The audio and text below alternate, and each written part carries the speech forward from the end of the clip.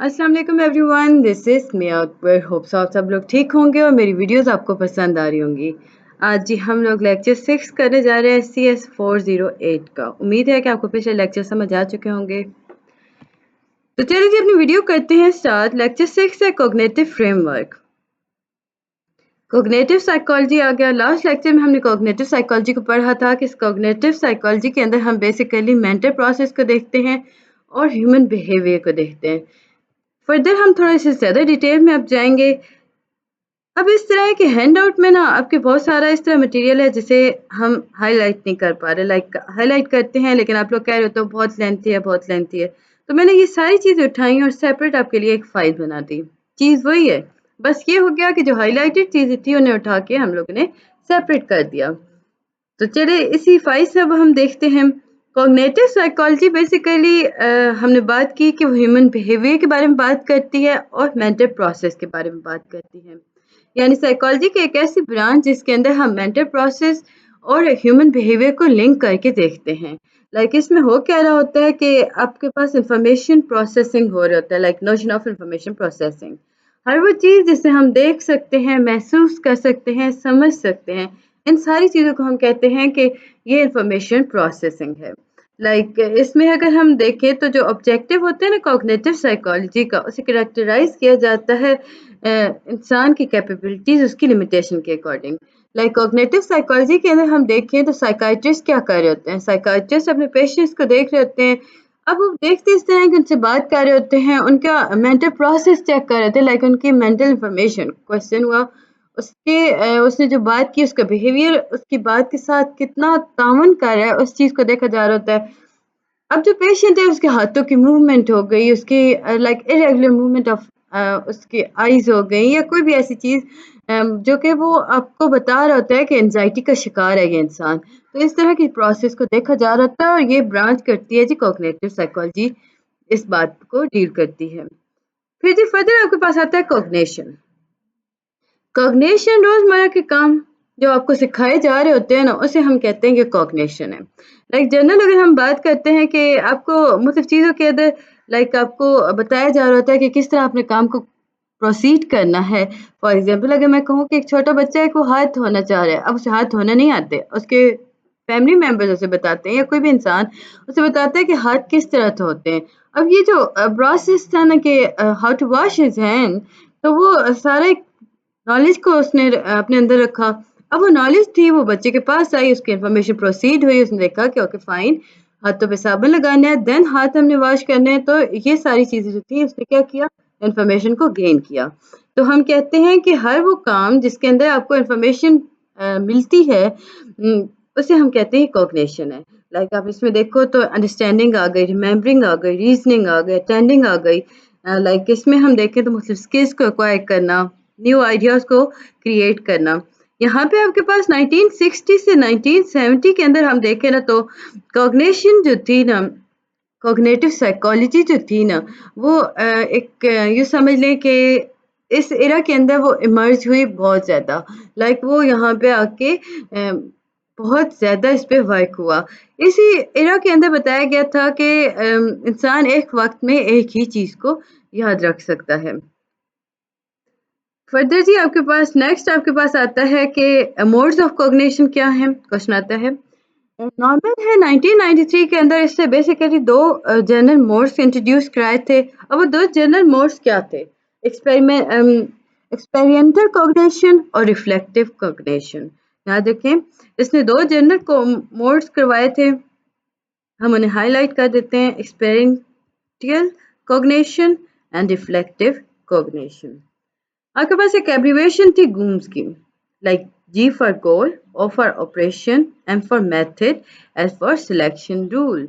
तो आपके पास आता है ना अगर MCQs कि आपके MCQs वाइज था कि गूम स्टैंड फॉर वर्ड, तो गोल, ऑपरेशन, मेथड एंड सिलेक्शन, ये सारे आपके पास आ जाते हैं इसके एब्रीविएशन के अंदर। फिर है जी कॉन्सेप्चुअल मॉडल क्या है। कॉन्सेप्चुअल मॉडल की अगर हम बात करते हैं तो बेसिकली इसके अंदर आप देखते हो कि या डिज़ाइनर जो होता है वो इसमें एप्रोप्रिएट इंटरफेस क्रिएट करता है। इसमें मुख्तलिफ सिस्टम्स को इंट्रोड्यूस कराया जा रहा होता है, लोगों को समझाया जा रहा होता है कि मुख्तलिफ सिस्टम को किस तरह आप कर सकते हो। लाइक इसमें हम आसान करें तो आप कोई चीज़ डिज़ाइन कर रहे हो ना, उसकी डायग्राम आपने बनानी है, तो ये कॉन्सेप्चुअल मॉडल जो होगा ना, ये आपकी हेल्प करेगा, उससे कॉन्सेप्ट्स को क्रिएट करवाएगा, आपको बताएगा कि इस तरह आप लाइन्स को ड्रा करोगे तो आपका प्रॉब्लम सॉल्व हो जाएगा। यानी कि हम इसे आसान कहेंगे तो हम कहेंगे conceptual models are these are the various way in which systems are understood by different people. अब हुआ क्या कि इसने हेल्प की डिज़ाइनर्स की कि वो एप्रिशिएट इंटरफेस को डेवलप कर सकें। इंटरफेस मेटाफोर, नेक्स्ट आपके पास डेफिनेशन आती है जी, interface metaphor. Interface metaphors basically users को उसकी नॉलेज जो उसको रिक्वायरमेंट होती है, जिस नॉलेज की उसे प्रोवाइड करता है। आसान अल्फाज में था, लाइक ये DUIs हैं जिनके जो कंसिस्ट करते हैं electric counter part, like real world के फिजिकल ऑब्जेक्टिव को ये कंटेन करते हैं, काउंटर पार्ट करते हैं, लाइक इसको वो इस पे वो वर्क करते हैं। हम कहते हैं कि ये इंटरफेस मेटाफोर है। इंटरफेस मेटाफोर के अंदर अगर हम देखें ना, तो आपके पास आता है, हम स्टेजेस चल रहे थे, क्योंकि ये देखें इंटरफेस मेटाफोर्स में ना आपके पास स्टेजेस आ जाती हैं, लाइक सबसे पहले इनकोड किया, कंपैरिजन किया, रिस्पॉन्स सिलेक्शन किया और फर्दर आप लेके चले। यही सारी चीज़ें थी जी इसके अंदर। फिर है जी कॉन्सेप्चुअल अप्रोच। कॉन्सेप्चुअल अप्रोच जो है ये कंटिन्यू करती है कंप्यूटर मेटाफर्स को। इसमें थ्योरेटिकल फ्रेमवर्क देखा जा रहा होता है, इसमें कोई इन्फॉर्मेशन ऐसी प्रोसीड नहीं की जा रही होती जिसके अंदर लाइक फालतू इन्फॉर्मेशन आए। इसमें हम देखें तो ये एम्फसाइज करता है ह्यूमन परफॉर्मेंस को मॉडल करने में। इसमें वो इन्फॉर्मेशन को इस तरह प्रोसीड करता है कि आपको एक बेहतर से बेहतरीन चीज़ मिल सके, ना कि मुख्तलिफ आस पास की चीज़ों को उसमें ऐड कर देता है। कनेक्शनिस्ट अप्रोच, कनेक्शनिस्ट अप्रोच को हम कहते हैं ये न्यूरल नेटवर्क है और पैरेलल डिस्ट्रीब्यूटिंग प्रोसेस है। इसमें हो क्या रहा है कि स्टिमुलेट कर रहा है बिहेवियर को प्रोग्रामिंग मॉडल्स के अकॉर्डिंग। इसमें अगर आप देखिए तो ये कॉन्सेप्चुअल अप्रोचेस को रिजेक्ट कर रहा होता है, लाइक इसमें हम कंप्यूटर मेटाफोर को थ्योरेटिकल फ्रेमवर्क की तरफ लेके चलते हैं। हमने बात की ना कॉन्सेप्चुअल की, तो इसमें आपके पास था कि ये मुख्तलिफ सिस्टम्स को समझाने का काम कर होता है। फर्दर हमने कनेक्शनिस्ट अप्रोच को देखा, तो इसमें इसने हमने देखा कि ये जो कंसेप्चुअल अप्रोच थी ना, ये इससे थोड़ा मुख्तलिफ था। इसमें हो क्या रहा था कि कंप्यूटर मेटाफोर को रिजेक्ट किया गया था, मतलब वो एज अ थ्योरेटिकल फ्रेमवर्क नहीं लिया गया था। इसमें अडॉप्ट किया गया था जिस ब्रेन ब्रेन मेटाफोर को, जो कि कॉग्निशन को रिप्रेजेंट करता था। इसमें न्यूरल नेटवर्क पाए जा रहे थे जो इंटरकनेक्ट नोड्स के साथ हुआ करते थे। फिर एक्सटर्नल कॉग्निशन। अब एक्सटर्नल कॉग्निशन बेसिकली, अभी हमने जब कॉग्निशन की बात की थी ना, there are two types of cognition, तो एक्सपेरिमेंटल रिफ्लेक्टिव आया, तो इसी में आपके पास आ गया जी एक्सटर्नल। अब हम एक्सटर्नल कॉग्निशंस को देखें, तो इसमें आपके पास जी कॉग्निटिव प्रोसेस को इस तरह डिफाइन किया जाता है, एक्सप्लेन किया जाता है कि अगर आप एक्सटर्नल रिप्रेजेंटेशन को देखें ना, तो कॉग्निटिव प्रोसेस को बताया जाता है कि ये सिंपल उनके साथ इंटरेक्ट कर सकता है, लाइक ये डिफरेंट एनवायरमेंटल रिप्रेजेंटेशन के साथ करके ना, इंटरेक्ट करके ये वर्क करता है एक्सटर्नल कॉग्निशन। फिर है जी एनोटेटिंग एंड कॉग्निटिव ट्रैकिंग। अब इसमें ये एक और आपके पास ये है, इसमें एक्सटर्नलाइज करते हैं आप कॉग्निशन को। अब हुआ क्या कि आप मॉडिफाई करते हो रिफ्लेक्टिव चेंजेस को। अब ये वो रिफ्लेक्टिव चेंजेस होती हैं जो कि आप चाह रहे होते हो कि इन पे वर्क किया जा सके। एनोथिंग बेसिकली ये इन्वॉल्व करता है जी एक्सटर्नल रिप्रेजेंटेशन को मॉडिफाई कर रहा होता है। इसमें आप अंडरलाइन आइटम्स को क्रॉस कर रहे होते हो, लाइक आप कोई चीज़ है ना, आपने सिलेक्ट की ना, आप चाहते हो यहाँ से उठ के नीचे चली जाए, तो इसके लिए आपको अनोटिंग की ज़रूरत पड़ेगी। Cognitive tracking. Cognitive tracking basically externally manipulate कर रही होती है आइटम्स को, इसमें डिफरेंट ऑर्डर और स्ट्रक्चर्स पाए जा रहे होते हैं। इंफॉर्मेशन विजुलाइजिंग को अगर देखा जाए तो एक जनरल कॉग्निटिव प्रिंसिपल होता है जिसके थ्रू आप इंटरेक्ट करते हो डिज़ाइंस को। इसमें एक्सटर्नल कॉग्निशन जो होती है, ये कैसी अप्रोच है जो कि एक्सटर्नल रिप्रेजेंटेशन को आपके सामने लेके आती है।